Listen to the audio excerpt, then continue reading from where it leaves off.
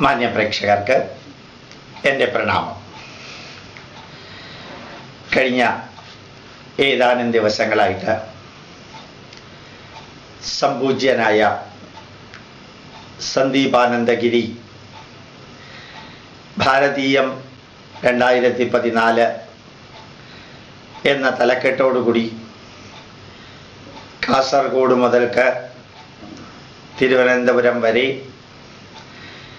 നമ്മുടെ രാഷ്ട്രത്തിൻ്റെ പൈതൃകത്തെക്കുറിച്ചും ചൈതന്യവത്തായ അറിവുകളെക്കുറിച്ചും പ്രഭാഷണ പരമ്പര നടത്താനുള്ള യജ്ഞം ആരംഭിച്ചിരുന്നു. വളരെ വിജയകരമായ രീതിയിൽ കാസർഗോഡ്, കണ്ണൂർ അത് നടന്നു. കോഴിക്കോട് അദ്ദേഹത്തിൻ്റെ പ്രഭാഷണത്തിൽ കുറേ സ്ത്രീകൾ ചൂല് എടുത്തുകൊണ്ട് വന്ന് അദ്ദേഹത്തിനെ ആക്രമിച്ചു എന്ന് അദ്ദേഹം പറയുന്നു. പ്രതിഷേധിച്ചു എന്ന് പറഞ്ഞു, ചിലർ പ്രതികരിച്ചു എന്ന് ചിലർ പറഞ്ഞു. അദ്ദേഹത്തിൻ്റെ പ്രഭാഷണം തടസ്സപ്പെടുത്തി എന്ന് മറ്റു ചിലർ പറഞ്ഞു. 2 ദിവസങ്ങൾക്ക് മുമ്പ് തിരൂര് തുഞ്ചൻ പറമ്പിൽ അദ്ദേഹത്തിൻ്റെ പ്രഭാഷണത്തെ ശക്തിയുക്തം ചിലർ എതിർക്കുകയും അദ്ദേഹത്തിനെ ശാരീരികമായി തന്നെ പീഡിപ്പിക്കുകയും ചെയ്തു എന്ന് മീഡിയ 1 എന്ന മുസ്ലിം ചാനൽ ഇന്നലെ രാത്രി 9 മണിക്കുള്ള സുദീർഘമായ ഒരു വാർത്തയിലൂടെ കാണിക്കുകയുണ്ടായി. യഥാർത്ഥത്തിൽ ഇതിനെക്കുറിച്ച് ആര് എന്ത് കമൻ്റ് പറയണം പറയണ്ട എന്നുള്ളത് അവനവൻ്റെ സ്വാതന്ത്ര്യമാണെങ്കിലും 1-2 കാര്യങ്ങളെങ്കിലും ലോകത്തിൻ്റെ മുമ്പിൽ സമർപ്പിക്കേണ്ടതായിട്ടുണ്ട് എന്നെനിക്ക് തോന്നുന്നു. ഭാരതീയ പൈതൃകത്തെക്കുറിച്ചും പ്രത്യേകിച്ച് ഭഗവത്ഗീതയെക്കുറിച്ചും കേരളീയരുടെ മുമ്പിൽ ബുദ്ധിക്കും യുക്തിക്കും ശാസ്ത്രത്തിന് നിരക്കുന്ന വിധത്തിൽ സമർപ്പിച്ച വ്യക്തിയാണ് സന്ദീപാനന്ദഗിരി. അദ്ദേഹം വളരെയധികം അഗാധമായ രീതിയിൽ നമ്മുടെ പൈതൃകത്തെ 10,000-കണക്കിന് ജനങ്ങൾ പങ്കെടുത്ത സദസ്സുകളിൽ അവതരിപ്പിച്ചിട്ടുണ്ടായിരുന്നു. വളരെ നല്ല രീതിയിൽ ഏതൊരു സന്യാസിക്കും അനുയോജ്യമായ രീതിയിലായിരുന്നു അദ്ദേഹം പ്രവർത്തിച്ചിരുന്നത്. കുറച്ചു കഴിഞ്ഞപ്പോൾ അനുയായികളുടെയും ആരാധകരുടെയും എല്ലാം സപ്പോർട്ട്, അവരുടെ എല്ലാം അനുഗ്രഹങ്ങളോ അഭിനന്ദനങ്ങളോ എല്ലാം നിരന്തരം വർദ്ധിച്ചപ്പോഴാണെന്ന് തോന്നുന്നു അദ്ദേഹം കാര്യമായി ഒരു ഇടതുപക്ഷത്തിൻ്റെ പ്രചാരകനെ പോലെ, ഒരു കമ്മ്യൂണിസ്റ്റ് ചിന്താധാരയെ പോലെ ഭാരതീയ പൈതൃകം അവതരിപ്പിക്കാൻ തുടങ്ങി. അതിലും അപാകതയൊന്നും ഉണ്ടായിരുന്നില്ല. കുറെ കഴിഞ്ഞ് അദ്ദേഹം കൊല്ലം ആനന്ദവല്ലീശ്വര ക്ഷേത്രത്തിൽ വലിയ ഒരു സദസ്സിൻ്റെ മുമ്പിൽ വളരെ ബ്ലണ്ടായിട്ട് പറയുകയുണ്ടായി, ആവർത്തിക്കുകയുണ്ടായി, മഹാഭാരത യുദ്ധം നടന്നു എന്ന് പറഞ്ഞ് നടക്കുന്ന കുറേ സംഘടനകളുണ്ട്. അവർക്ക് യുദ്ധം നടക്കേണ്ടത് ആവശ്യമാണ്. അവർക്ക് യുദ്ധം നടന്നു എന്ന് പറഞ്ഞ് രക്തച്ചൊരിച്ചിൽ ഉണ്ടാക്കേണ്ടത് അവരുടെ ആവശ്യമാണ്. അങ്ങനെ മഹാഭാരത യുദ്ധം നടന്നു എന്ന് പറഞ്ഞ് നടക്കുന്ന വ്യക്തികൾക്ക് എത്ര MLA-മാരെ ഉണ്ടാക്കാൻ സാധിച്ചു, എത്ര MP-മാരെ ഉണ്ടാക്കാൻ സാധിച്ചു, അവരെല്ലാമാണ് ഈ നാടിൻ്റെ ശാപം എന്ന് നിരന്തരം കൊല്ലം ആനന്ദവല്ലീശ്വര ക്ഷേത്രത്തിൽ പല സംഘടനകളുടെയും പേരെടുത്ത് പറഞ്ഞ് ഭഗവത്ഗീതയോ ഭാരതീയ പൈതൃക ഗ്രന്ഥമോ വിവരിക്കുന്ന വേദിയിൽ ഒരു സന്യാസിക്ക് ചേരാത്ത ഭാഷാ പ്രയോഗത്തിലൂടെ വിവരിക്കുകയുണ്ടായി. ആ സംഘടനയിൽപ്പെട്ടവരും മറ്റുള്ളവരും പ്രതികരിച്ചു.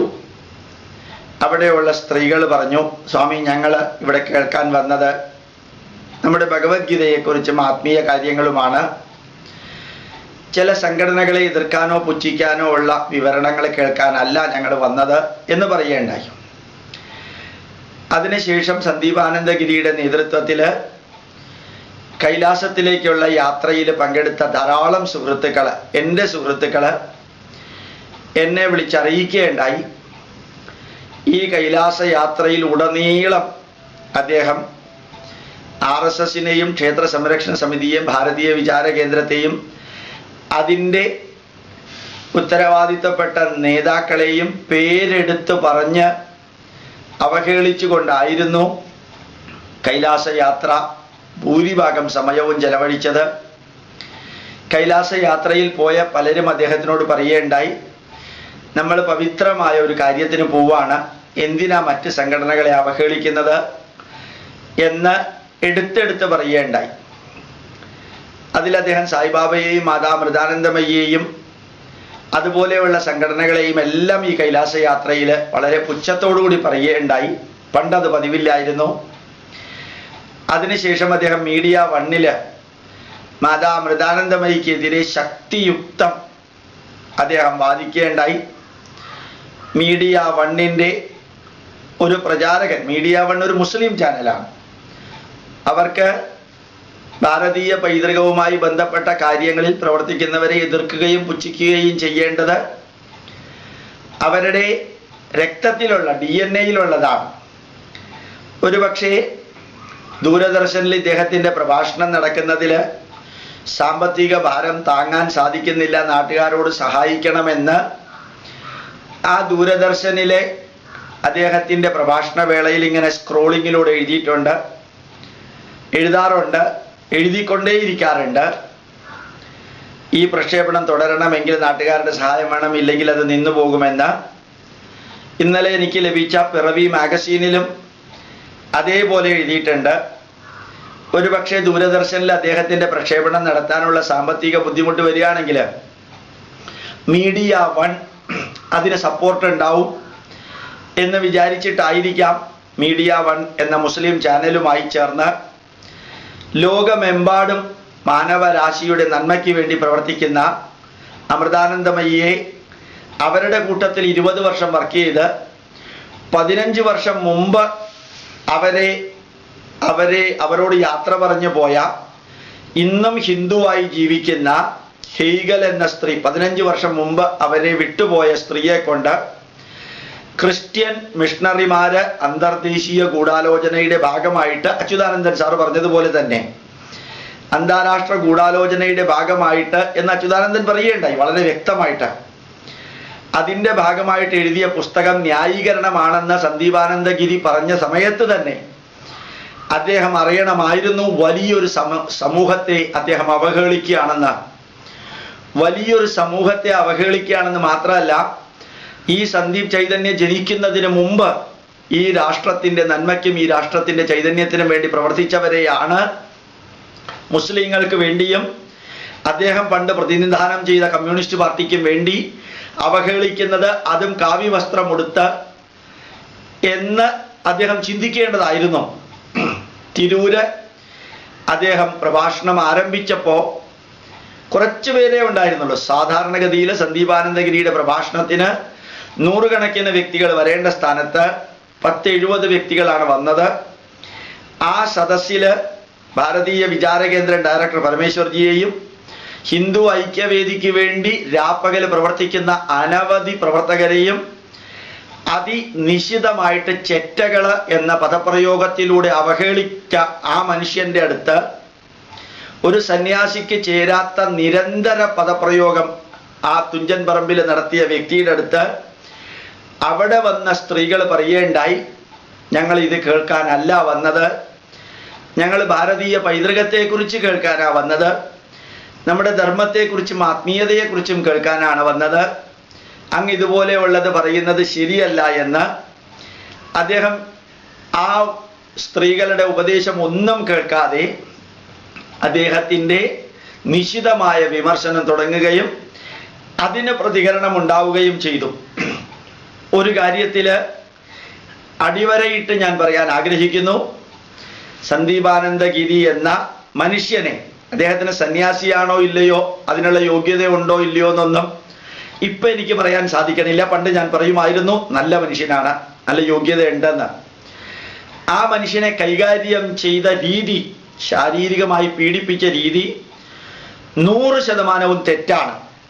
കാരണം ആശയപരമായി അദ്ദേഹം പറഞ്ഞ കാര്യങ്ങൾ ആശയപരമായി തന്നെ എതിർക്കാൻ ഏത് സംഘടനയിലുള്ളവർക്കും അല്പസമയം മതി. കാരണം ഇന്ന് സന്ദീപാനന്ദഗിരി എന്ന മനുഷ്യൻ കേരളീയരുടെ മനസ്സിൽ നിന്ന് അപ്രത്യക്ഷമായിക്കൊണ്ടിരിക്കുന്ന വ്യക്തി കൈരളി ചാനലിലൂടെ അമ്മയ്ക്കെതിരെയും ഹിന്ദു സംഘടനകൾക്കെതിരെയും പറഞ്ഞപ്പോഴും അതൊക്കെ ഒരു സന്യാസിക്ക് ചേർന്ന ഭാഷയായിരുന്നില്ല.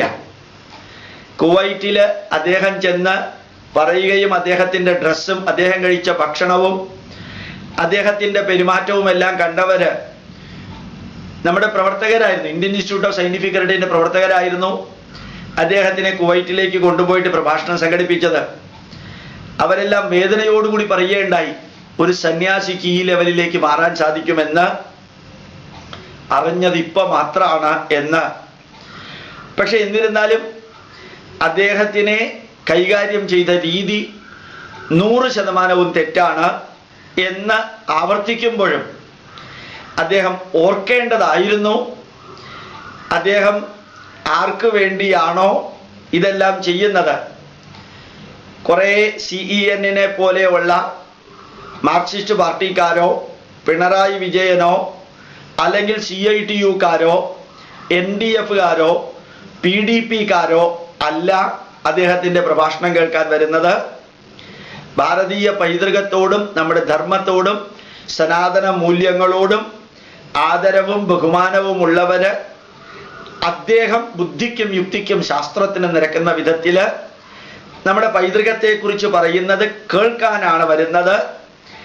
അങ്ങനെ വരുന്നവരുടെ അടുത്ത് അതുപോലെയുള്ള ആത്മീയ കർമ്മം ചെയ്യുന്ന സംഘടനകളെയും അതിൻ്റെ നേതാക്കന്മാരെയും കരിവാരി തേക്കുമ്പോൾ പ്രതികരണം ഉണ്ടാകുമെന്ന് ഓർമ്മിക്കേണ്ടതായിരുന്നു. മീഡിയ 1 അദ്ദേഹത്തിനെ ഉയർത്തി പൊക്കിക്കൊണ്ടുവരുമ്പോൾ തന്നെ അദ്ദേഹം തല്ലുകൊണ്ട സീനും ആശുപത്രിയിൽ കിടക്കുന്ന സീനും അദ്ദേഹത്തിൻ്റെ ശരീരത്തിൽ മുറിവുണ്ടായ സീനും വികൃതമായ രീതിയിൽ കട്ടിലിൽ കിടന്ന് അദ്ദേഹം കരയുന്ന സീനുമെല്ലാം കാണിക്കുമ്പോൾ അദ്ദേഹത്തിനെ പോലെ സന്യാസി എന്ന പദവി നേരത്തെ അലങ്കരിച്ചിരുന്ന അദ്ദേഹത്തിനെ പോലെയുള്ളവർക്ക് അത് അവഹേളനമാണ്. ഇത് ഹിന്ദു ധർമ്മത്തിനുള്ള അവഹേളന അല്ല. കാരണം ഒരു വ്യക്തി, ഒരു മലയാളി കള്ളത്തരം ചെയ്താൽ എല്ലാ മലയാളികൾക്കും അതിൻ്റെ ഉത്തരവാദിത്വം ഇല്ല, ആ വ്യക്തിക്ക് മാത്രമേ ഉള്ളൂ. സന്യാസി സമൂഹത്തിൽ ഒരു സന്യാസി ഒരിക്കൽ അബദ്ധത്തിൽ വല്ലതും പറഞ്ഞു എങ്കിൽ സമൂഹം ക്ഷമിക്കും. 2, 3, 4 പ്രാവശ്യം അബദ്ധത്തിൽ വല്ലതും പറഞ്ഞു എങ്കിലും ഹിന്ദു സമൂഹം അത് ക്ഷമിക്കും. കാരണം ക്ഷമിക്കാൻ നല്ലവണ്ണം അറിവുള്ള സംഘടനയുടെ ആകത്തുകയാണ് ഹിന്ദുധർമ്മം. പക്ഷെ നിരന്തരം മീഡിയ 1 ചാനൽ പോലെയും കൈരളി ചാനൽ പോലെയും പിണറായി വിജയനെ പോലെയും അല്ലെങ്കിൽ കുറേ യുക്തിവാദികളെ പോലെയും കാവ്യവസ്ത്രമുടുത്ത് ഭാരതീയ പൈതൃകം പഠിപ്പിക്കുന്ന വ്യക്തി അമൃതാനന്ദമയിക്കെതിരെ പറഞ്ഞപ്പോഴാണ് മുസ്ലിങ്ങൾ സപ്പോർട്ട് ചെയ്യാൻ തുടങ്ങിയത്. ഹിന്ദു ധർമ്മത്തിനെതിരെ പറഞ്ഞപ്പോഴാണ് പിണറായി വിജയൻ സപ്പോർട്ട് ചെയ്യാൻ തുടങ്ങിയത്. ഇന്നലെ പിണറായി വിജയൻ സാറ് ഈ സന്ദീപാനന്ദഗിരിയെ ന്യായീകരിച്ചുകൊണ്ട് കുറേ പറഞ്ഞ വരികൾ ശരിക്ക് അത്ഭുതം തോന്നും. ഒരു കാലിലും മന്തുള്ള, 2 കാലിലും മന്തുള്ള ആള് ഒരു കാലിലും മന്തുള്ളവനെ മന്താന്ന് വിളിക്കുന്ന മാതിരിയാണ് പിണറായി വിജയൻ സാറിൻ്റെ കഴിഞ്ഞ 30 വർഷത്തെ അതേ പല്ലവി അദ്ദേഹം ആവർത്തിച്ചത്.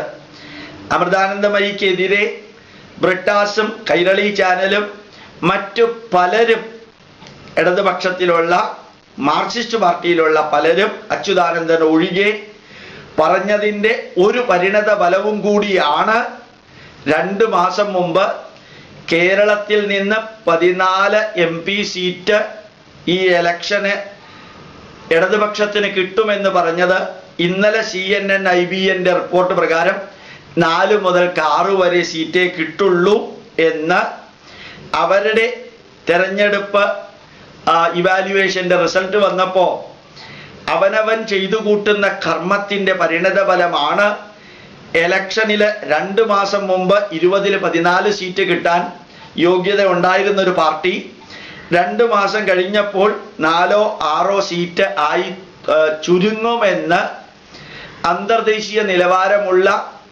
ഇലക്ഷൻ പ്രഡിക്ഷൻ നടത്താൻ കഴിവുള്ളവര് പറഞ്ഞത് എന്ന് തിരിച്ചറിയാനുള്ള വിവേകം പിണറായി വിജയൻ ഇല്ലാതെ പോയി. കാരണം ഇത്രയും കാലം കാവിയുടുത്ത ഭാരതീയ പൈതൃകം പഠിപ്പിച്ചുകൊണ്ടിരുന്ന സന്ദീപാനന്ദഗിരി സവർണ മേധാവിയായിരുന്നു, സവർണ മൂരാച്ചിയായിരുന്നു, ഫാസിസ്റ്റ് ആയിരുന്നു, അല്ലെങ്കിൽ അദ്ദേഹം ഹിന്ദു വർഗീയവാദിയായിരുന്നു.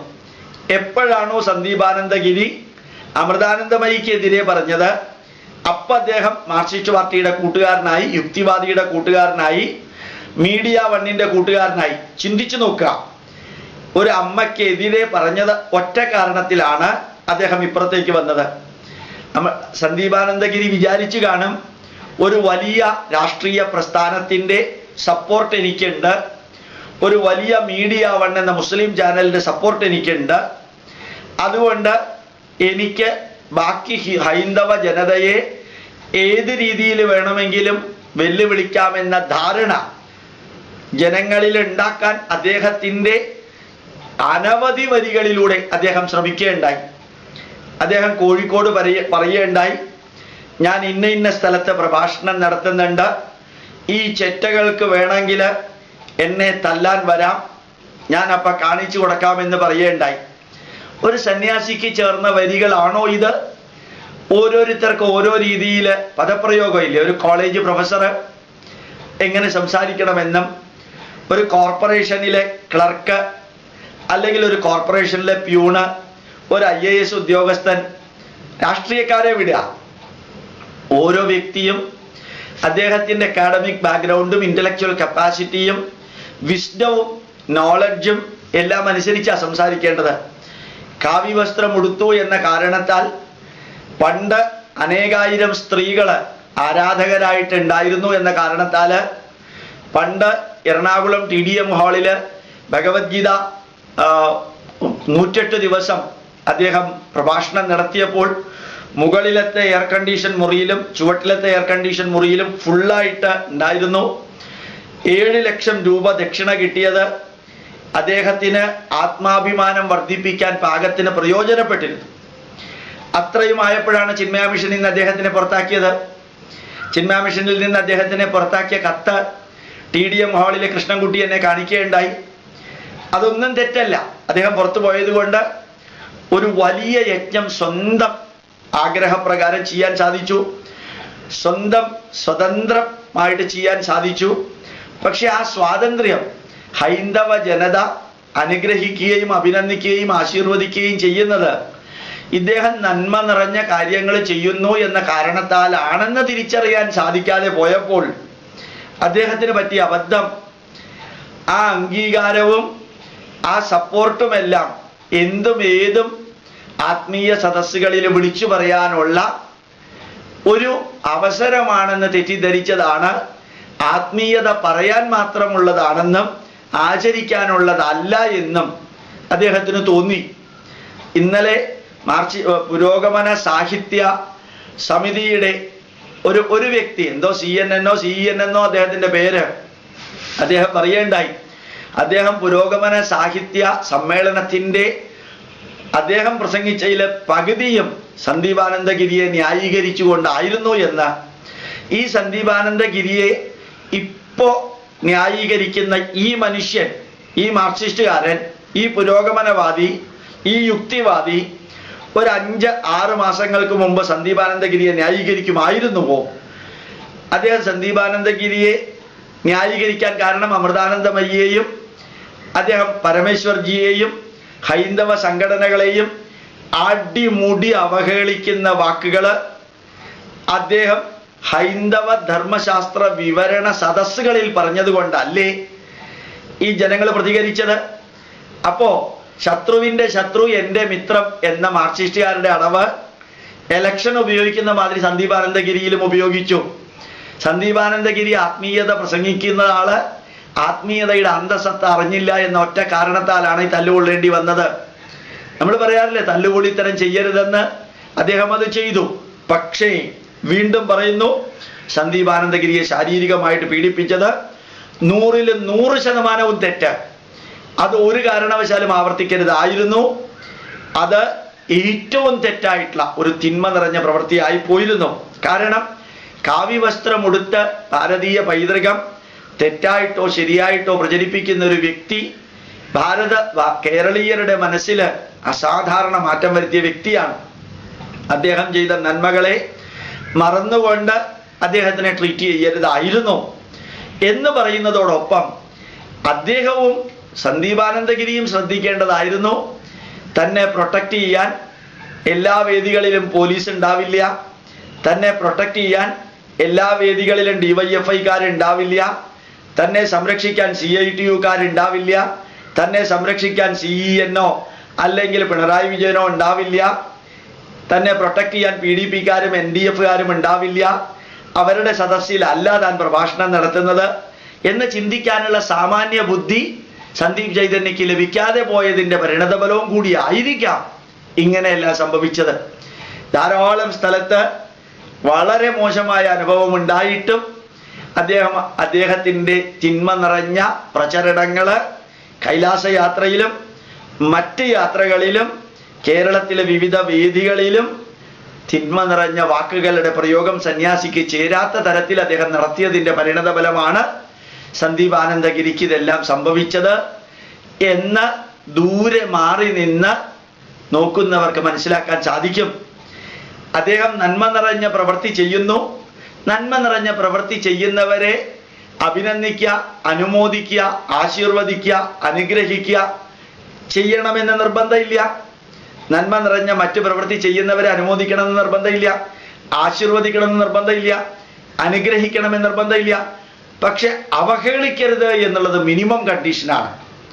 ഗോപാലകൃഷ്ണന്റെ ചിന്താധാര വേണമെന്നില്ല മറ്റൊരു വ്യക്തിക്ക്. ആ വ്യക്തിയെ നന്മ ചെയ്യുകയാണെങ്കിൽ എനിക്ക് അദ്ദേഹത്തിനെ അഭിനന്ദിക്കാനും അനുമോദിക്കാനും സാധിച്ചില്ലെങ്കിലും അദ്ദേഹത്തിനെ ഞാൻ അവഹേളിക്കരുത്.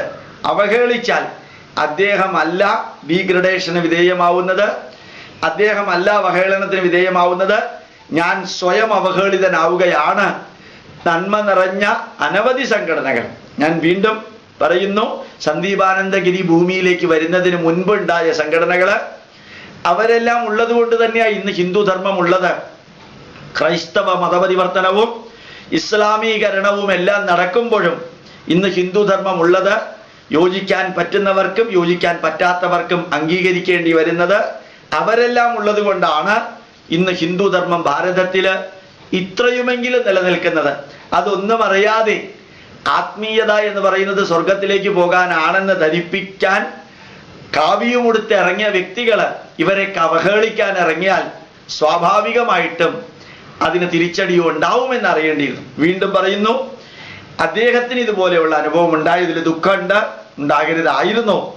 അദ്ദേഹം ഇതുപോലെ ഉള്ള അനുഭവം ഉണ്ടാകാൻ പാകത്തിന് വാക്കുകൾ നിരന്തരം എല്ലാ സദസ്സുകളിലും അദ്ദേഹം ഉപയോഗിച്ചു. തുഞ്ചൻ പറമ്പില് രണ്ടാമത്തെ ദിവസം 15 പേരാണ് അദ്ദേഹത്തിന്റെ പ്രഭാഷണം കേൾക്കാനുണ്ടായിരുന്നത്. ഭാരതീയം 14, ഭാരതീയം 2014 എന്ന ആ പ്രഭാഷണം കേൾക്കാൻ 15 പേരാണ് ഉണ്ടായിരുന്നത്. ആയിരക്കണക്കിന് വ്യക്തികൾ തിങ്ങി നിറഞ്ഞ സദസ്സില് ആത്മാഭിമാനത്തോടുകൂടി അദ്ദേഹം ഈ രാഷ്ട്രത്തിന്റെ പൈതൃകം വിവരിച്ചിരുന്നു. അതിൽ നിന്ന് മാറി അവഹേളനാത്മകമായി നമ്മുടെ പൈതൃകത്തിൽ പ്രവർത്തിക്കുന്നവരെ അദ്ദേഹം വാക്കുകൾ ഉപയോഗിച്ച് മുറിവേൽപ്പിച്ചപ്പോൾ, ആ വാക്കുകൾ കൊണ്ട് മാനസികമായ മുറിവേൽപ്പിച്ചപ്പോൾ ജനത ശാരീരികമായ മുറിവ് അദ്ദേഹത്തിനെ ഏൽപ്പിച്ചു.